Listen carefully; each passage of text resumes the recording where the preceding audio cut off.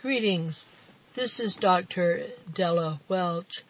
I've taught business law and legal courses for over 35 years. I've been an attorney for 34 years.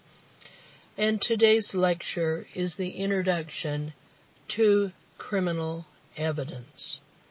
You need to have a definition of evidence.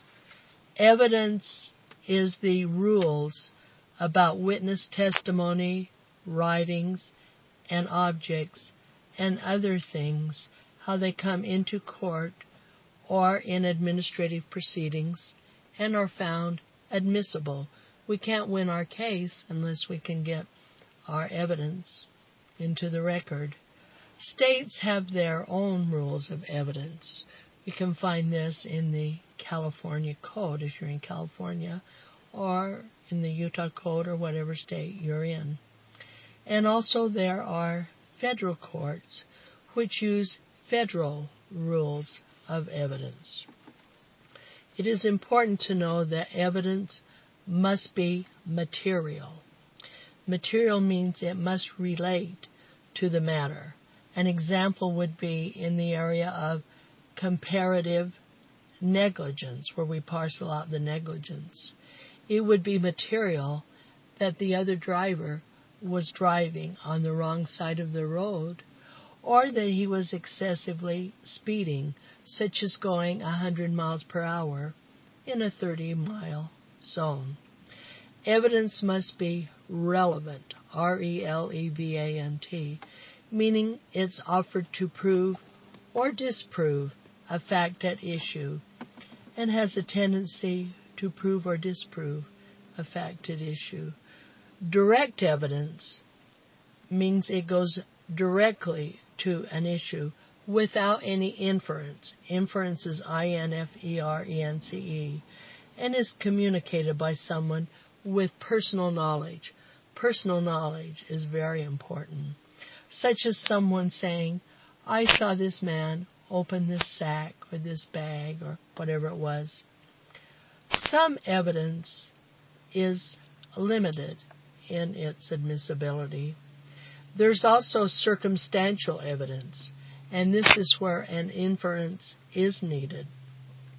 For example, suppose you go to bed at night and you're sound asleep, and you wake up and the lawn is all wet and the streets are wet and it's everywhere wet. Well, you can infer circumstantial evidence that it rained that night. So these are some important concepts to remember. Now, going into some more terms, we need to know what substantive law is and what is procedural law. I always remember substantive law answers the question, what? What rights are created? What rights are defined? If you see substantive law and one of the answers says what, then that is going to be the answer. Procedural law is the how. How is the law enforced? I think of Miranda, such as we need the Miranda warnings. It states the procedures in order to do a custodial arrest.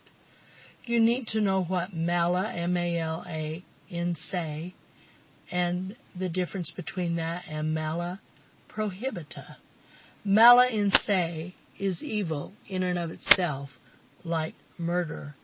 Mala prohibita is simply prohibited by statute, such as in some areas prostitution is illegal. Common law is case law.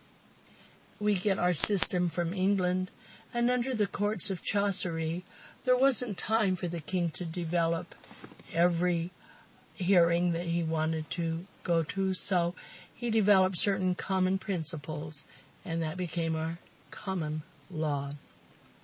You need to know the difference between civil law and criminal law. The burden of proof is very different. In a civil matter, which is non-criminal, the burden is the preponderance of evidence. It's often called the 51% or the more likely than not. And then the criminal standard is a very high standard. It's beyond a reasonable doubt. You can say, is there a doubt? But is that doubt reasonable? So that's very important to know. And then stare, S-T-A-R-E, decisis, D-E-C-I-S-I-S. Stare decisis is Latin for let the decision stand. That's the tendency of the court to decide things as they've always been decided. This will be the end of our first recording.